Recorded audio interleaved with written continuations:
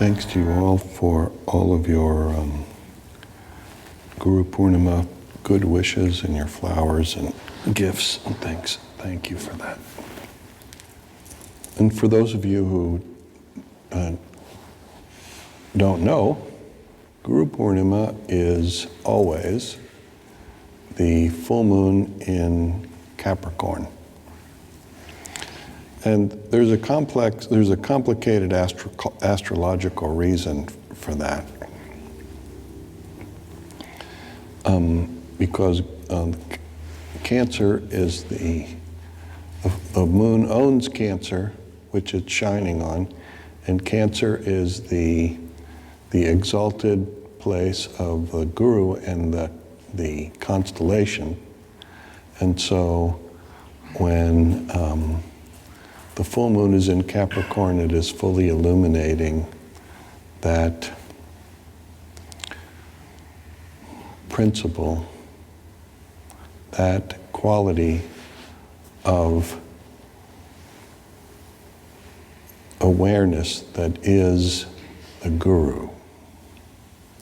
It's typically the brightest of all the full moons, which is to say that in the midst of the darkness,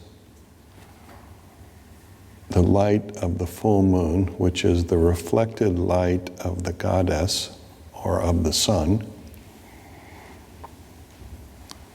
illuminates our way in this confusing and little bit crazy world that we live in.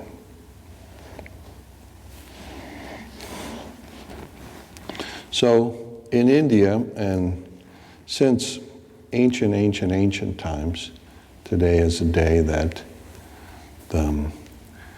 we celebrate our teachers. And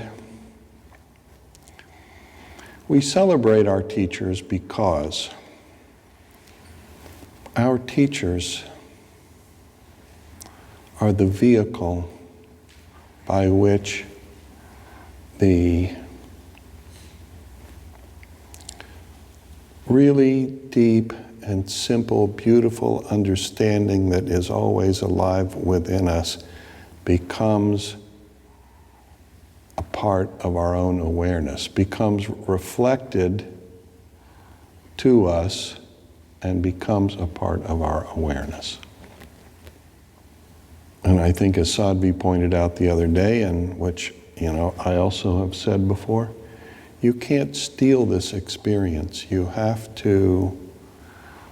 only earn it by being grateful and giving back. Hence, a flow. We talked about flow the last time, too.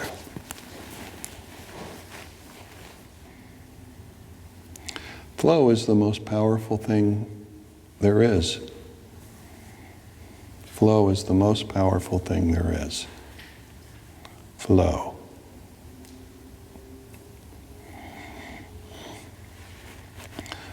It is the flow, the circulation of the breath in our body and the blood in our veins that restores health. It is the flow of our prana kundalini, chitta kundalini that restores health and well-being. Flow. It is flow that makes the abundance that is our essence delivered to our mind and our bodies in the field of our experience.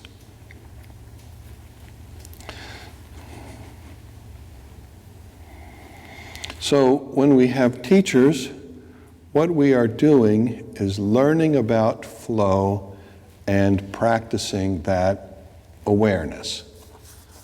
Well, flow of what, you might say?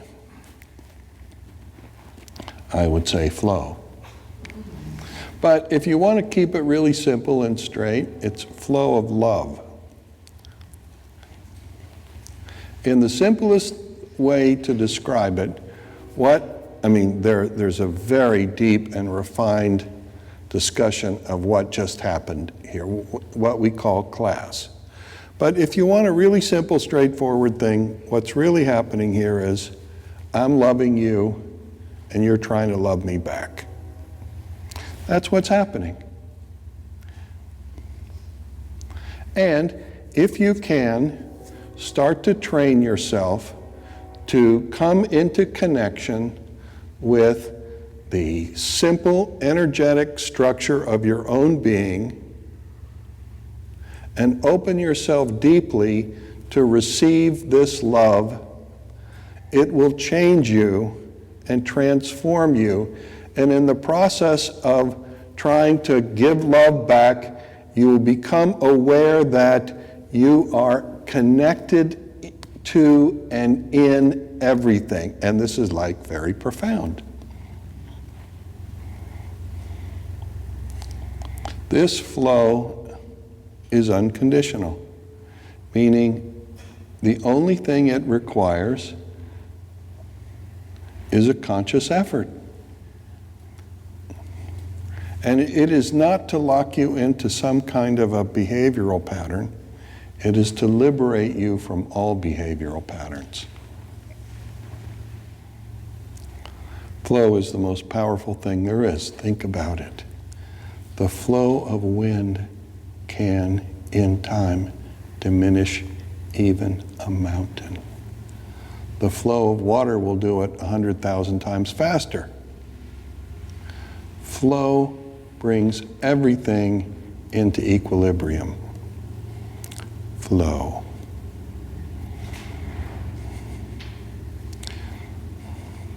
The flow of your own inner creative energy will nourish you and bring you peace. I was talking to a friend of mine the other morning who was having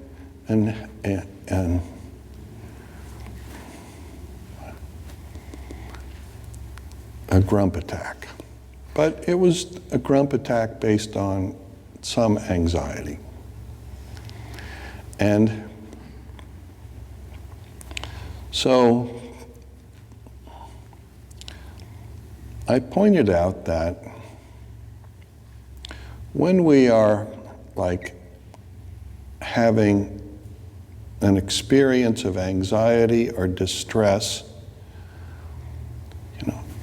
that is because our energy has become externalized and is no longer flowing. And anytime you ever experience any anxiety or distress for any reason, if you can bring your energy back inside you and hold it in your belly,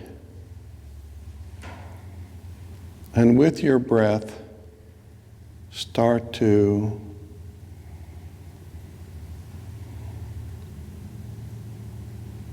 let it flow. Your strength returns to your limbs and to your heart and to your mind, and you realize there's nothing to worry about.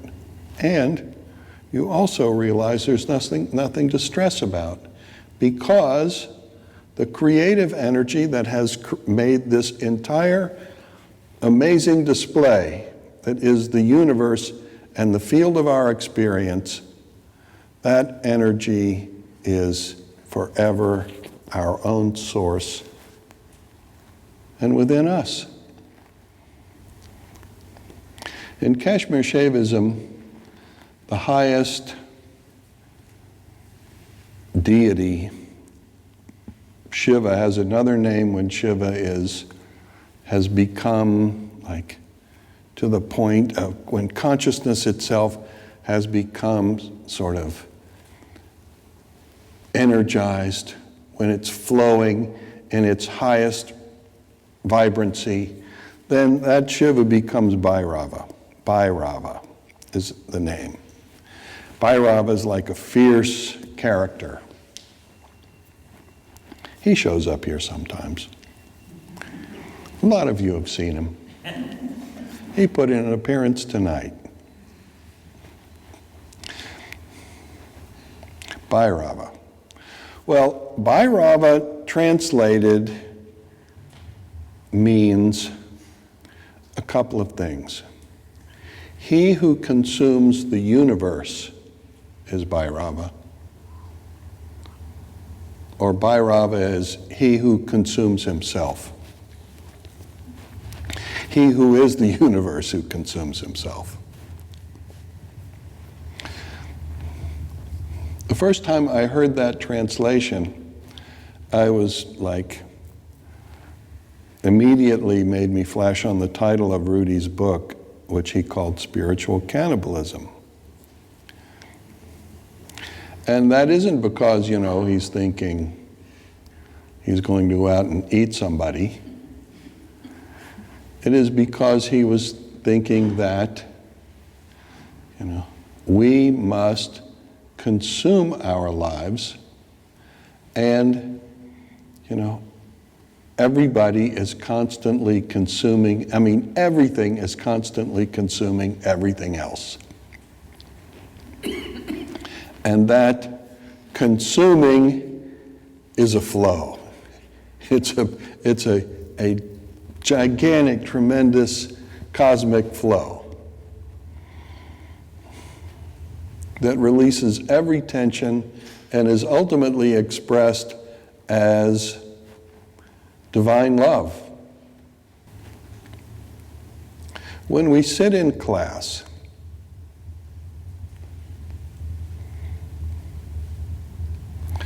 what we're trying to do is connect. We're trying to connect. It may be scary, I'm probably, but we're trying to connect and begin to relate to a finer energy than we ordinarily relate to, and to bring that finer energy into ourselves, to open ourselves and allow ourselves, simply put, to be loved. I could throw in some Sanskrit terms and comment on them at this moment, but I'm not gonna. It's really that simple. Just open yourself up and allow yourself to be loved, and in some way, the best way you can, doesn't have to be perfect, doesn't even have to be 5% of perfect. It just has to be the best you can do.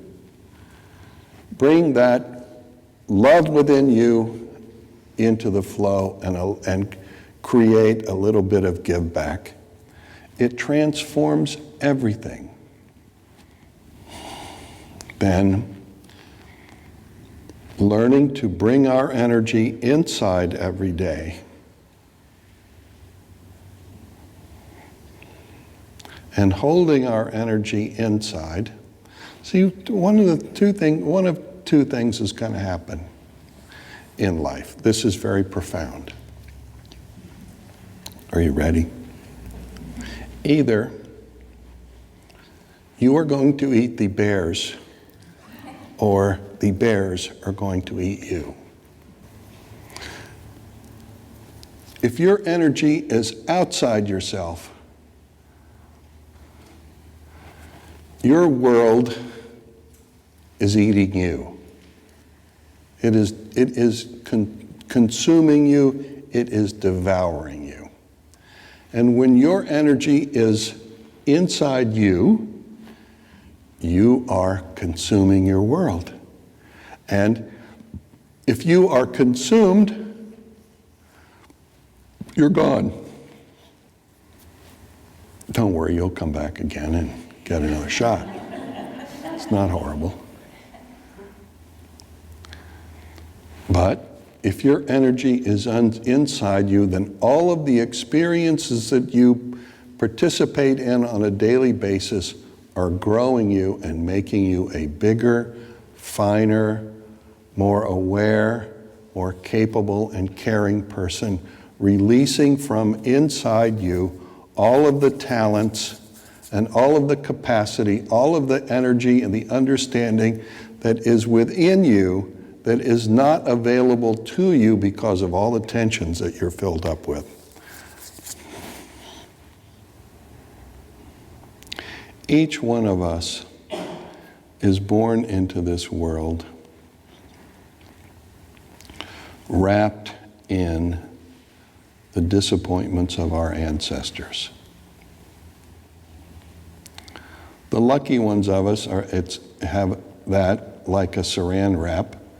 The unlucky ones of us have it sort of more like a cement casing.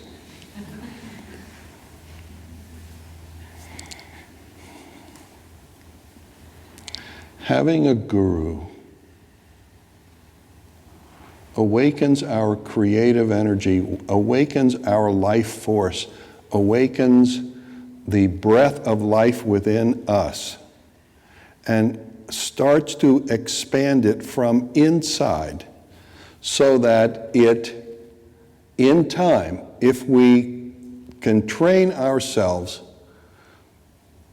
to stay in the flow, in time it will shatter all of that constraint that is the disappointments of our ancestors and liberate our creative energy to express itself as the beauty and the abundance and the happiness that is its fundamental nature.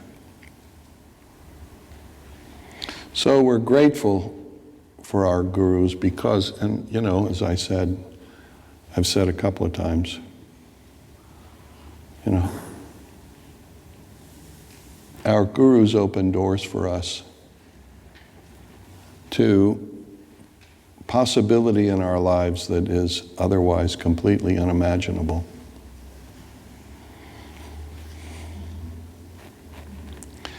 And when we are able to engage and embrace and become responsible for the flow within ourselves, it will transform our lives into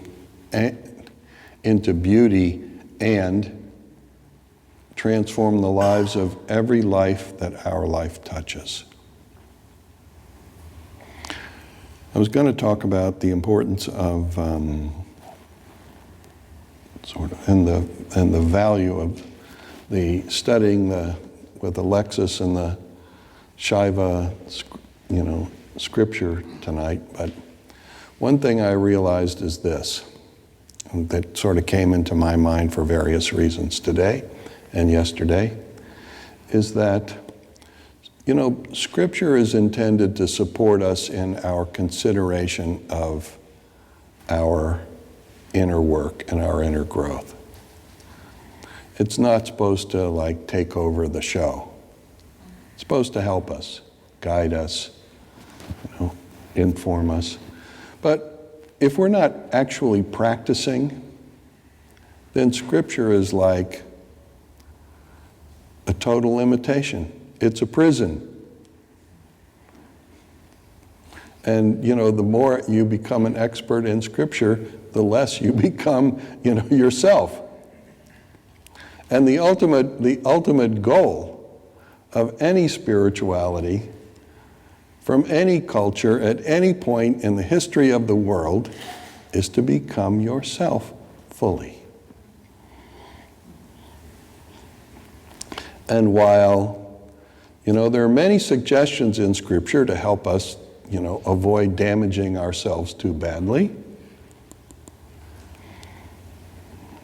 they're just suggestions. It's like a traffic sign in Boston. And nobody actually obeys it. So the simplest thing about practice is to understand that you need to bring your own energy into yourself every day and learn to drink the love in your own heart. And if you can learn to drink the love in your own heart, you will find, that your own soul is being nourished deeply, and you will be relieved of every distress and amazed to find the qualities and the capacities that just naturally, innately rise up in you. How unbelievable.